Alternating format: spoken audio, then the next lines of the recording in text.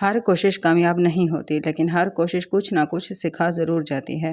آج موموز بنائے تھے، موموز تو بہت اچھے بنے تھے، لیکن ریسیپی میری توقع کے مطابق بالکل بھی نہیں تھی۔ اگلی مرتبہ اس سے بھی بہتر ریسیپی کے ساتھ دوبارہ کوشش ہوگی۔ موموز کی پوری ریسیپی میں کمنٹ باکس میں لکھ دوں گی، آپ کمنٹ باکس سے یہ ریسیپی لے لیجئے گا۔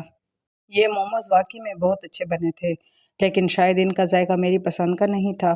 نئی نئی چیزیں آزمانا برا نہیں ہے، لیکن ہر چیز کی نقل کرنا بھی ضروری نہیں ہے۔ ہم پاکستانی ہیں، ہماری اپنی پہچان ہے، ایک خوبصورت ثقافت ہے، ذائقے اور روایتی پکوان ہیں۔ پتہ نہیں کیوں آج کل ہم دوسروں کو دیکھ کر بہت سی چیزیں بناتے اور اپناتے جا رہے ہیں، جیسے چائنیز فوڈ وغیرہ۔ کبھی کبھی تو ضرور بنائیں ذائقے بدلنے کے لیے، لیکن اپنے بچوں کو اپنے روایتی پاکستانی ڈشز کے ذائقے سے بھی ضرور روشناس کروائیں۔ ہمیں دوسروں کے اچھے ذائقے ضرور آزمانے چاہیے، مگر اپنی پہچان اور اپنے ذائقوں کو کبھی نہیں بھولنا چاہیے، کیونکہ ہماری اپنی دیسی روایات اور کھانوں میں بھی ایک خوبصورت قصہ چھپا ہے۔ ایک بات میں نے خاص طور پر محسوس کی ہے کہ چائنیز کھانوں کی بہت سی ڈشز میں اکثر ملتے جلتے اجزاء استعمال ہوتے ہیں، کبھی نوڈلز، کبھی سبزیاں، ساسز، مسالے، بس صرف بنانے کا انداز مختلف ہوتا ہے۔ تو پھر بس میں نے یہ سوچا کہ جب ہمارے اپنے گھروں میں اتنے خوبصورت ذائقے دار کھانے موجود ہیں، تو ہمیں ہر روز نئی نئی چیزوں کے پیچھے اتنا وقت اور محنت کیوں لگانی چاہیے؟ ہم اپنے روایتی کھانوں کو بھی تھوڑے سے نئے انداز میں پیش کر سکتے ہیں۔ وہیں گھر میں دستیاب اجزاء، وہیں ہماری اپنی ترکیبیں، لیکن پیش کرنے کا انداز خوبصورت اور جدید۔ اس طرح وقت بھی بچے گا، محنت بھی کم ہوگی، اور سب سے بڑھ کر ہماری اپنی روایتی ترکیبیں بھی زندہ رہیں گی۔ اگلی بار کچھ نیا بنانے سے پہلے ذرا اپنی کچن کی طرف دیکھیں، شاید ہمارے اپنے اجزاء سے ہی کوئی ایسا لاجواب کھانا بن سکتا ہو جسے ہم بھولتے جا رہے ہوں۔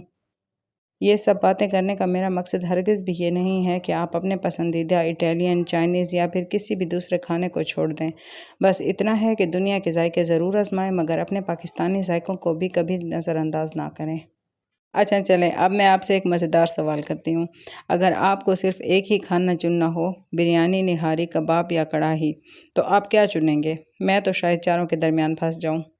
جب بریانی سامنے ہو تو ڈائٹ بھول جاتی ہے، نہاری ہو تو روٹی خود بخود زیادہ کھائی جاتی ہے، اور کڑاہی ہو تو بس تھوڑی سی اور کہتے کہتے پوری پلیٹ صاف ہو جاتی ہے۔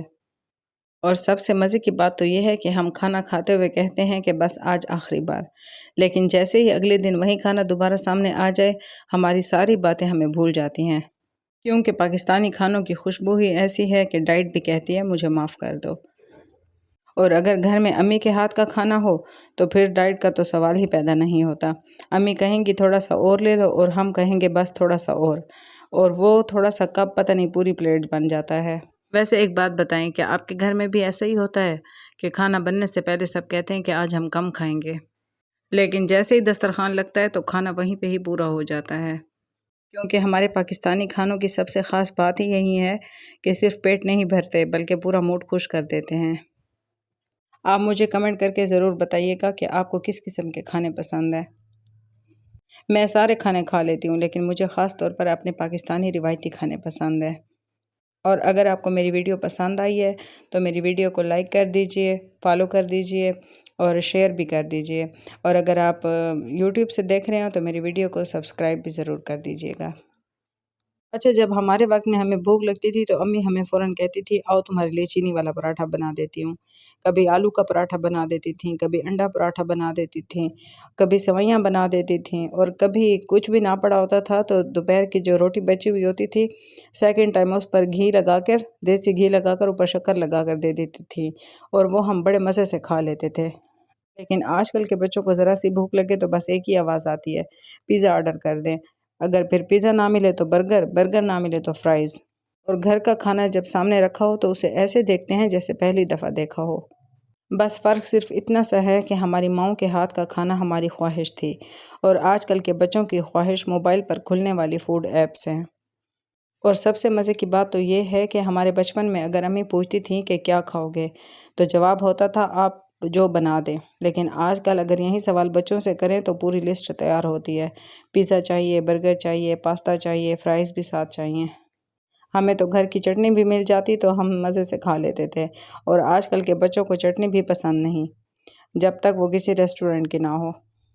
یہاں پہ سارے موموز بھی ریڈی ہو چکے تھے، اور جو سوس میں نے بنائی تھی یہ اتنی اسپائسی تھی کہ مجھے اس کے اندر کیچپ شامل کرنا پڑا۔ آخر میں بس اتنا ہی کہوں گی، زمانہ چاہے کتنا بھی بدل جائے، پیزا اور برگر اپنی جگہ، لیکن امی کے ہاتھ کے کھانے کا ذائقہ اور اس سے جڑی یادیں کبھی بھی پرانی نہیں ہوتی۔ بس تو پھر ملتے ہیں اپنی اگلی ویڈیو میں، جہاں ہم ایک بار پھر اپنی خوبصورت پاکستانی روایات، ذائقوں اور ثقافت کی ایک نئی جھلک آپ کے ساتھ شیئر کریں گے۔ تب تک خوش رہیں، مسکراتے رہیں اور اپنی روایات سے جڑے رہیں۔ پاکستان زندہ باد۔